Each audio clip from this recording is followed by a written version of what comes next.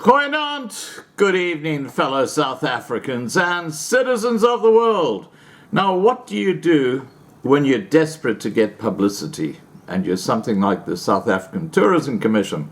And I just put up a video on the 2020 channel which showed what happened to an intrepid pair of Germans who were walking through Cape Town at night. Didn't end too happily, I'm afraid. Okay, to answer the question about what do you do if you're an organization like the South African Tourism Commission and there's bad publicity coming out about South Africa, what you do is you buy what is called advertorials. Now, for those of you who don't know, an advertorial is paid for content. In other words, the South African Tourism Commission have paid for this story to appear in a newspaper. It looks like a fair dinkum story, but it's not. It's an advertorial. And it's appearing in the Fin 24, which is kind of, to me, degrades that paper that they would run such an article considering the situation in South Africa. But this is what it says. Africa's diversity gives continent competitive edge. Africa's diversity is its competitive edge, according to business events industry leaders at a meeting's Africa 2020 Business Opportunities Networking Day, or Bond Day, panel discussion. Now in its 15th year, Meeting Africa is taking place from the 25th to 26th of February 2020 at the Sandton Convention Centre in Johannesburg and brings stakeholders within the business sector and tourism industries. Bond Day, a preliminary event, provided them with the opportunities to connect with each other and share ideas.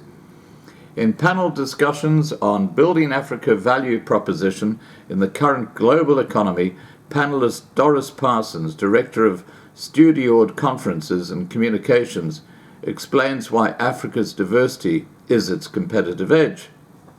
She said, "There are 54 countries as well as various regions such as SADC and the East African Community. One can go anywhere in Africa and get a different experience. For instance, Chad has the best camel race in the world, so we can work together pushing this competitive advantage."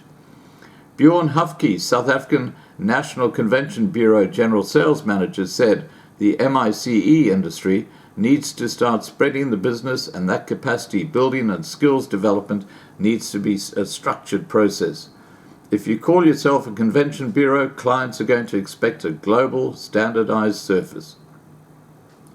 Frank Marangwa, the Director of Destination Marketing at Rwanda Convention Bureau, said Africa has the ability to be a serious contender in the MICE industry. He referred to the success of the 2010 World Cup in South Africa and the upcoming 26th Commonwealth Head of Government meeting in Kigali in June as examples of the continent's hosting capabilities. "We have the infrastructure, private sector, and diversity. Tourists will go back with a rich experience." Founder of Nascence Advisory and Research, Ganti Pai, said improving our confidence as Africans and to stop accepting what other countries think and say of us will provide a competitive edge. He also called for more collaboration across borders within Africa to ensure success. He referred to the Africa Continental Free Trade Area, or AFCTA, that can aid the continent's growth. With the agreement, we are going to move quite fast in the future. Having been in effect since May 2019, the AFCTA agreement looks to establish a single market for goods and services across 54 countries, allowing free movement of business travelers and investments, and create a continent customs union to streamline trade and attract long-term investment. This bodes well for both tourism and MIC industries.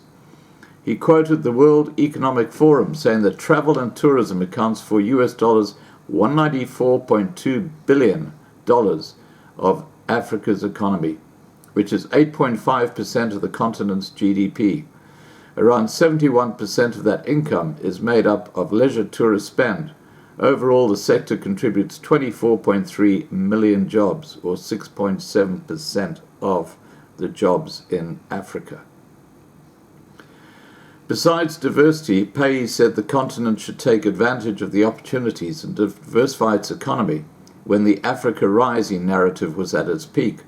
People said we need to diversify our economy so we can be sustainable and meet the demands. They said, please try as much as possible not to export raw materials, but export products. I suspect we did not listen. And it closes by saying, this post and content is sponsored, written and provided by South African Tourism. It's actually quite an interesting article because it really doesn't promote tourism. What South Africa Tourism should be doing is going to the government and saying that the police force in South Africa and the rising crime rate in South Africa is a complete disgrace. A terrible combination. And that's why tourism in South Africa is going to the dogs. All right, guys, please remember to subscribe to be kept informed. Ring the bell for the updates. Please like this video. Please share this video. And above all, please stay safe.